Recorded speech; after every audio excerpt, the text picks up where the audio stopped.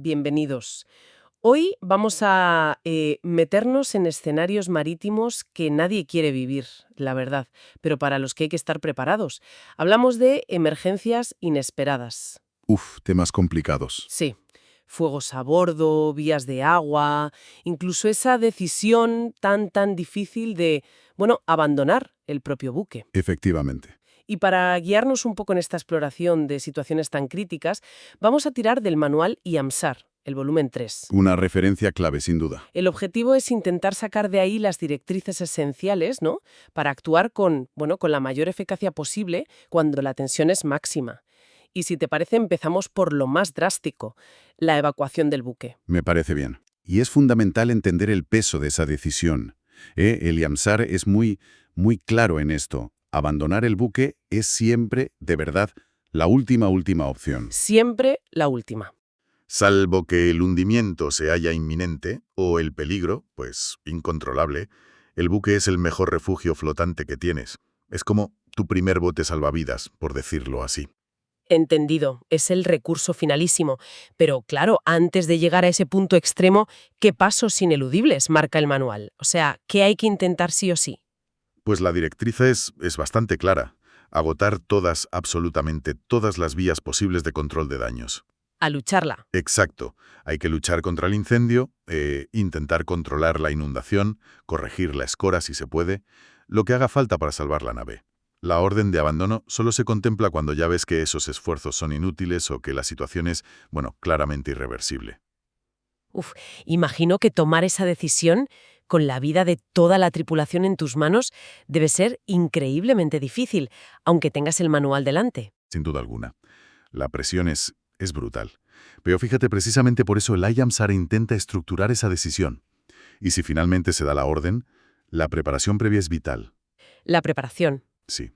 Los equipos de supervivencia listos, los botes, las balsas, todo preparado para un lanzamiento que sea rápido y sobre todo ordenado. La organización previa ayuda a mitigar el caos de ese momento. Y en ese instante, que tiene que ser crítico, ¿cómo se pide ayuda de forma eficaz? Supongo que no vale solo con gritar al vacío. Exacto. Ahí las comunicaciones son fundamentales. Y deben ser inmediatas. La herramienta principal hoy por hoy es la llamada selectiva digital, la LSD o DSC. Ah, la LSD. Es prioritaria, porque transmite automáticamente la identidad del barco, su posición, la naturaleza del peligro. Reduce errores y tiempo, ¿sabes? Incluso si la tripulación no puede hablar claro por la radio. Qué importante eso. Y por supuesto, activar la radiobaliza de localización de siniestros, la EPIRB o EEPRB. La EPIRB, sí. Es vital activarla manualmente si se puede, claro. O confiar en que se active sola por el agua si el abandono es muy precipitado. Asegura que los centros de coordinación de salvamento y otros barcos reciban la alerta y la posición exacta. Vale. Hemos visto la situación más límite, la del abandono. Cambiemos ahora a algo que, por desgracia, quizá ocurre con más frecuencia. La caída de una persona al agua. El famoso hombre al agua. ¿Cómo lo aborda el IAMSAR? Pues mira, el manual lo desglosa en 3 escenarios posibles. Porque claro, la respuesta tiene que variar mucho según las circunstancias concretas. 3 escenarios, qué interesante. ¿Y en qué se diferencian básicamente? Pues el primero es lo que llama la situación inmediata. Es decir, alguien ve caer a la persona al agua, justo en ese momento. Vale, acción instantánea. Exacto. La reacción tiene que ser al momento. Marcar la posición, lanzar un aro salvavidas, alertar al puente y empezar la maniobra de rescate, pero ya. Y me imagino que el manual no se quedará en un simple actúa rápido. Supongo que recomendará acciones muy concretas, ¿no? ¿Alguna maniobra específica? Efectivamente, no se queda ahí. Recomienda maniobras de virada muy precisas. Están diseñadas para volver al punto exacto de la caída lo más rápido posible. Ah, ¿cómo cuáles? Las más conocidas son el giro Williamson y el giro Sharnoff. Son patrones de navegación estudiados para invertir el rumbo y, deshacer el camino andado. Suenan técnicas. Quizás más directo en ciertas condiciones. La elección depende del buque, del tiempo, del estado de la mar, pero el objetivo es el mismo: volver al punto de caída cuanto antes. Suene complejo de ejecutarlo perfecto bajo esa presión, ¿eh? Sabiendo que hay una vida en juego y el tiempo. El tiempo vuela. Lo es. Requiere mucho entrenamiento y sobre todo mucha sangre fría por parte de la Guardia de Navegación. Por eso la práctica y conocer bien estas maniobras es tan importante. Claro. El segundo escenario que contempla es la situación demorada. Demorada. Sí, aquí no se ha visto la caída directamente, pero se detecta la ausencia de alguien poco después. Imagínate, alguien estaba en cubierta hace 15 minutos y ahora no aparece por ningún lado. Vale. En ese caso, el IMSAR aconseja iniciar una búsqueda inmediata en las inmediaciones de la última posición conocida. La esperanza es que la persona no esté muy lejos todavía. Entiendo. La acción inmediata se centra en la zona más probable. Lógico. ¿Y el tercer escenario? Pues es la situación de persona desaparecida. Aquí ya ha pasado bastante tiempo, nadie vio nada y una búsqueda inicial no ha dado resultado.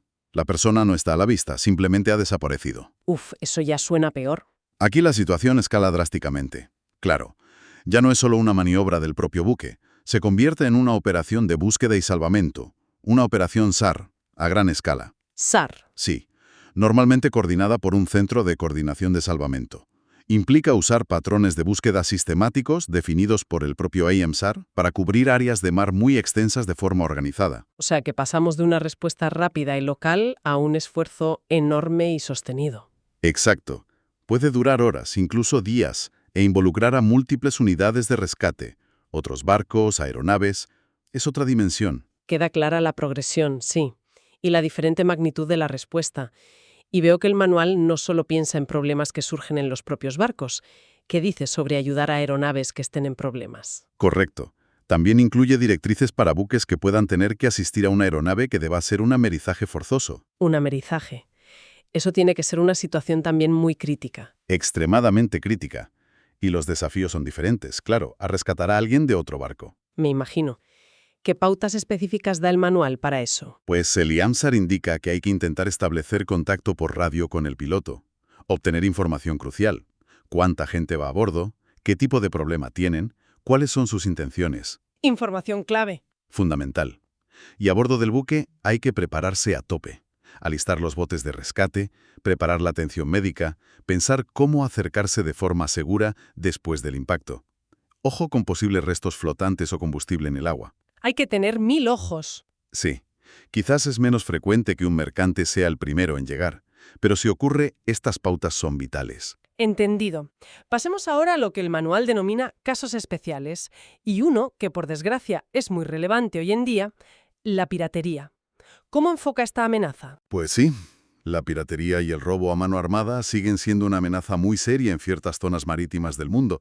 El IAMSAR lo reconoce perfectamente y ofrece una recomendación clave: el uso de sistemas de alerta silenciosa. Alerta silenciosa. Me llama la atención lo de silenciosa. ¿Por qué ese énfasis? Parece un poco contraintuitivo no hacer ruido si te están atacando. Bueno, piénsalo. Alertar a los atacantes de que has pedido ayuda podría escalar la violencia muy rápido, podría poner a la tripulación en un peligro aún mayor. Ah, claro, visto así. La clave es poder notificar la situación a las autoridades sin que los piratas, que a lo mejor ya están a bordo o muy cerca, se den cuenta. Por eso se recomiendan sistemas como el Inmarsat-C. Inmarsat-C. Sí, muchos terminales de Inmarsat-C tienen una función oculta. A veces es un botón de pánico específico, otras una combinación de teclas para piratería, robo a mano armada. Qué curioso. Tecnología usada de forma encubierta en una situación tan límite. ¿Y qué pasa cuando se activa ese botón o esa función? Pues que envía una alerta de socorro muy discreta. Va directa a un centro coordinador de salvamento marítimo, un MRCC, o a la autoridad que esté designada, que a veces es la propia compañía naviera. Entiendo. Esta alerta incluye la identificación del buque, su posición actualizada al momento y, muy importante, la naturaleza específica del suceso, piratería. Y la gran ventaja es esa: no hay ninguna señal sonora ni visual a bordo que delate la transmisión. O sea, que ganas tiempo. Ganas un margen crucial para que las fuerzas de seguridad o los buques militares que estén por la zona puedan ser alertados y planificar una respuesta sin que los atacantes lo sepan. Es una herramienta táctica importante. La verdad es que sí. Hemos hablado de procedimientos muy técnicos, maniobras, tecnología, comunicaciones, pero me da la sensación de que hay un principio en el manual que va un poco más allá de todo eso. Algo más, fundamental sobre la gente de mar. ¿Puede ser? Totalmente. Y el propio manual lo resalta, ¿sabes? Se refiere al apéndice A, que contiene la regla V33 del convenio SOLAS. SOLAS V33. Exacto. El convenio para la seguridad de la vida humana en el mar. Y esa regla, la V33, encapsula una obligación que está, yo diría, por encima de casi todo lo demás. La obligación humanitaria primordial de la gente de mar. Obligación humanitaria primordial. Suena potente, la verdad. ¿Qué implica eso exactamente en la práctica, allí, en medio del océano? Pues significa básicamente que el capitán de un buque, si recibe información de que hay personas en peligro en el mar, está obligado a acudir en su auxilio. Obligado. Sí, obligado a ir a toda la velocidad que pueda. Siempre y cuando, ojo, pueda hacerlo sin poner en grave peligro a su propio buque, a su tripulación o a sus pasajeros. Hay un límite razonable, claro. Claro, la seguridad propia primero. Pero es una obligación legal internacional muy seria y también es un pilar ético, casi un código de honor fundamental en la cultura marítima. No importa la nacionalidad de las personas en peligro, ni su estatus legal, ni las circunstancias en las que estén. Si puedes ayudar, debes hacerlo. Es un deber que casi define a la comunidad marítima, ¿no? Yo creo que sí. La distingue, sin duda. Es un concepto poderoso, la verdad. Pone la vida humana por encima de otras consideraciones que quizás en tierra pesarían más. Impone una responsabilidad enorme, sobre todo cuando las condiciones son malas o el propio barco tiene sus limitaciones. Exacto. Es un equilibrio delicado a veces, pero la prioridad que marca la ley, y sobre todo la tradición marítima, es muy clara en esto. Bueno, pues creo que hemos cubierto bastante terreno hoy, ¿eh? Desde la lógica detrás de esa decisión tremenda de abandonar el buque como último recurso, El último, sí.